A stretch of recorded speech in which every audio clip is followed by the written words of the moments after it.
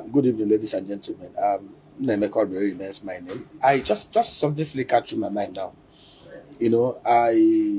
I've been an advocate of building an all-inclusive um, wealth creation in the southeast of Nigeria, for the old eastern region, using the agro value chain. Michael Obara, Dr. Michael Ihanek Obara, in 7 years, 1959 to 1966, built 214-kilometer agro-industrial belt.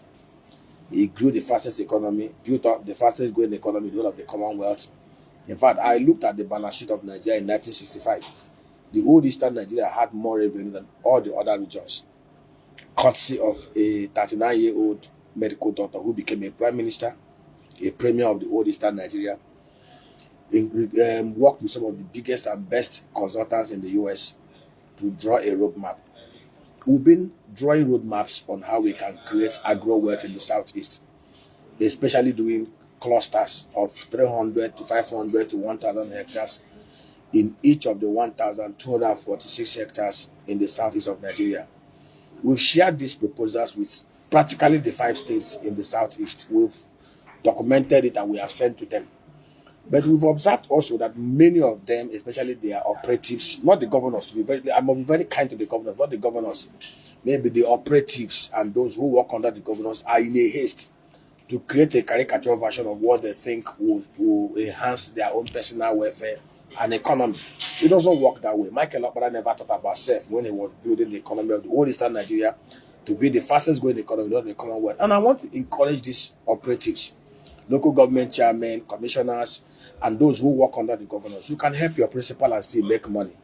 The haste to go to the media to announce schemes that was not conceptualized by you, structures that were not put in place by you, that had no funding. Let me tell you, each of the agro-parks in the southeast of Nigeria, based on the concepts that we have espoused, will require about $1 million to $1.5 million to build, and each of them can get nothing less than $3 million to $5 million annually, create 500 to 1,000 direct jobs, another 500 to 5,000 indirect jobs.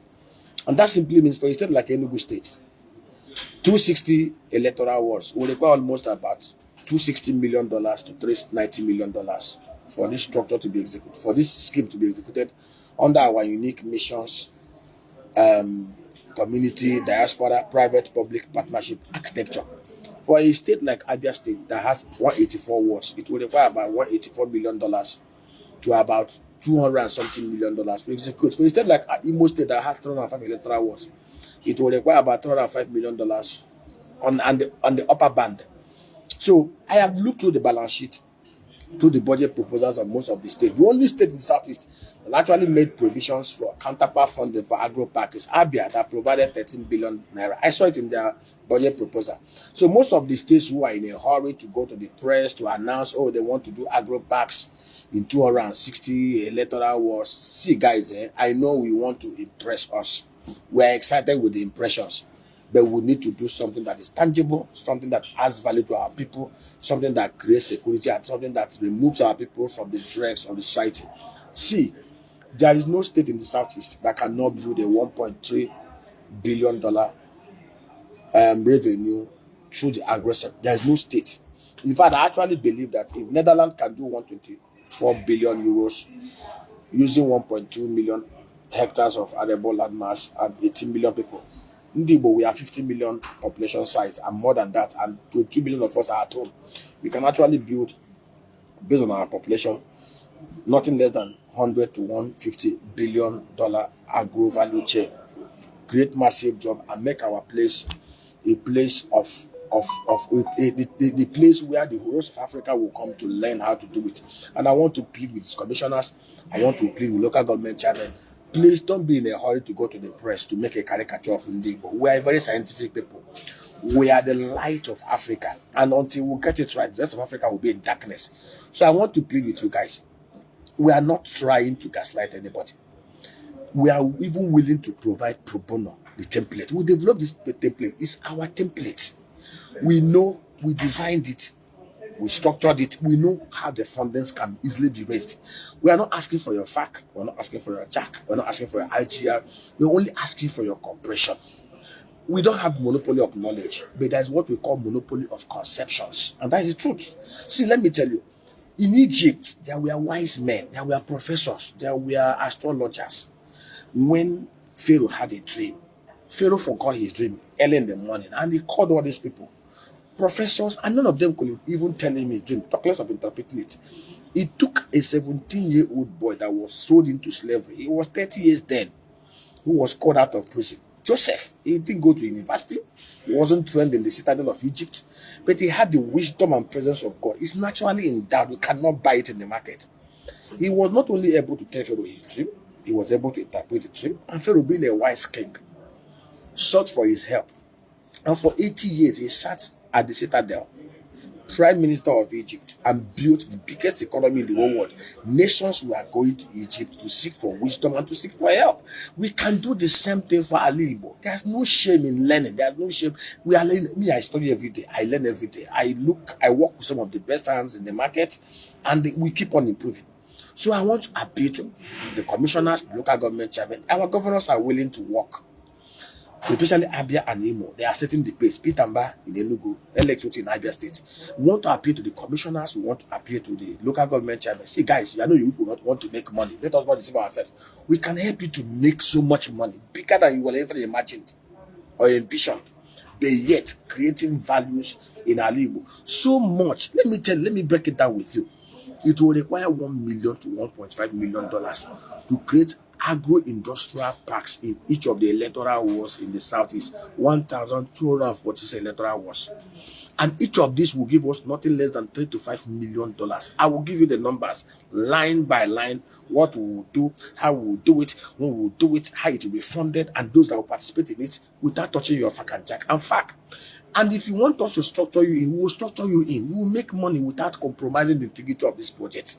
It's not enough to run to the process. Okay, we are doing 184 hectares, 184 wards. We are doing. See, guys, I know the normal parole. You guys will, okay, you go and award contract to do wall 200 hectares of land. Maybe it is going to take 1 billion to wall. You will increase it to 3 billion, and then the contractor will bring out the one. Then you just wall a massive forest and allow it to waste, and then you create a heaven for armed robbers to occupy. Just like the other guy who was the governor of Imo State did with 26 carcasses.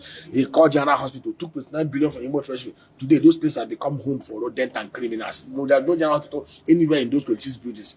We don't want that going forward in Ala Igbo. We have governors who are experienced, who have worked in structured places. Uti has worked in structured places. Pitamba had been a captain of one of the biggest oil and gas industries, Pinnacle. So I want to encourage local government chairman and commissioners, seek help. We will give you pro bono. We are not charging you anything. We will show you. See, it's our template. We developed this template. We didn't develop it in isolation. We borrowed from what had been done in other climes. For those who do not understand, you cannot reinvent the wheel. The wheel is spherical. You cannot build a square wheel, a triangular wheel, or the wheel is spherical. You can only change the alloy that is used to make the wheel, to make it more durable, more whatever you can call it. So, guys, I just feel like appealing to us. Let us go on this journey. We can create massive wealth. Let me tell you, it's a shameful thing. People ask us, oh, you call yourself the Jews of Africa. You are the smartest ethnic race in Africa. What have you done in your home front? Ala Igbo had become a deplorable state, a place where kidnappers, organ harvesters, and criminals are having sway. We can turn it around. We need to show that we are gifted by God. We need to show that we are actually the light of Africa. And we must demonstrate it in practical times. I feel so. I live in Lagos. I live in Lagos. But I feel so ashamed that I cannot go back to my community because of insecurity. And some of these boys, I don't blame them. The children will refuse to train.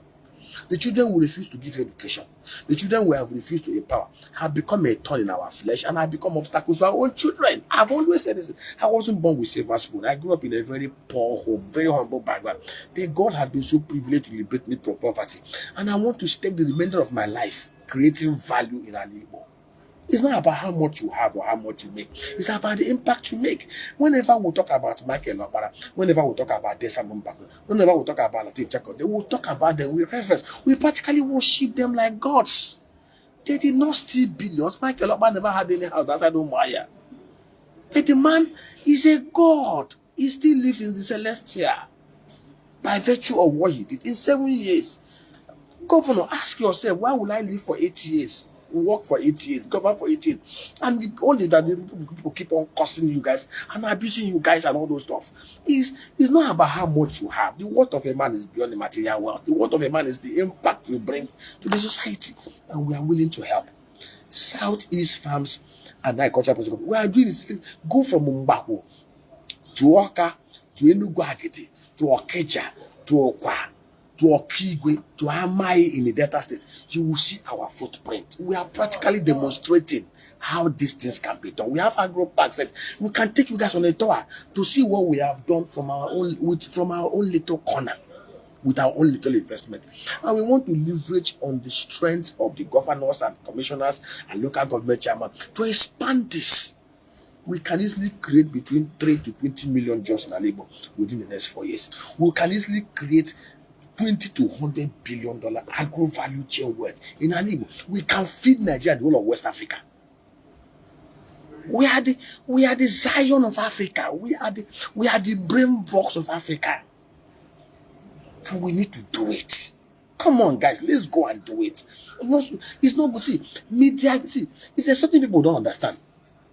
You said you are going to do 260 agro-parks. People record it. 2-3 years, people ask you, where is it?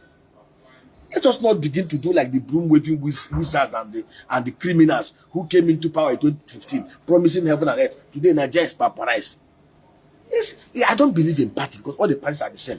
I believe in the ability of individuals to add value to the society. The governors can do it. Peter Mpa, you can do it. Alex Oti, you can do it. Soludo, you can do it. Even Hope Udema can repent and do good. The guy in Ebonyi State, the Winfro, whatever, can do it.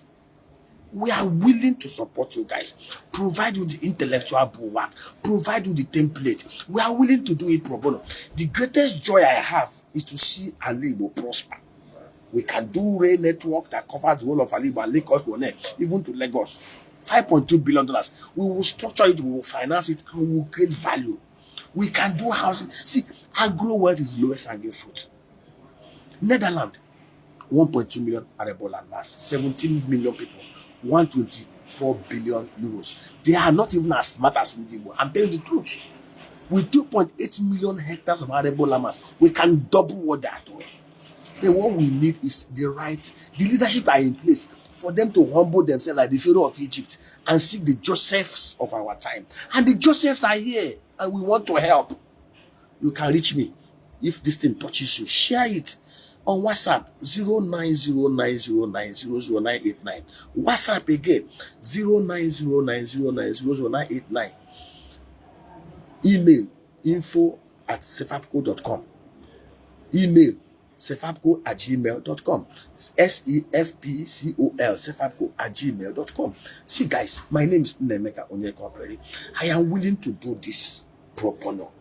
I am not charging you fees. I will lay down my life to see Ala Igbo become as prosperous as God has destined us to be.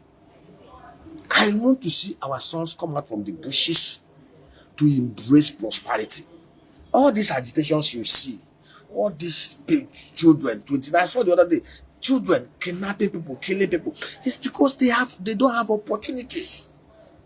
Some of you will think they are great. No, when you train a child, first of all, when you train a child on the right way to go, when he grows old, he will not depart from it. I was raised by a father who fears God, who feared God. Some of us can do also. We have the intellectual capacity, we have the contacts to do so much evil, but we can't do it. Because our foundation was so laid by our parents to value integrity, to value honor, to value hard work, to value creativity, to value art to humanity. When we raise our children right and empower them, they will be blessing society and not a curse. And those children who are now turned into curses are children that we have refused to train. And we must have to find a way of retraining them and integrating them back into our society. And that is what we offer. May God bless us. Share this, let it go viral. And I beg you, Governor, I beg you, Commissioner, I beg you, local government, stop making caricature of the concept we have developed. Nobody gives you award for media pronouncement. The honor and respect you will get is when you actually execute what is right. Michael Okpara is honored and respected, not because of what he said or what media propaganda. He never can be, but he's respected by what he did. His footprint still remains in the house of justice for eternity. God bless you all.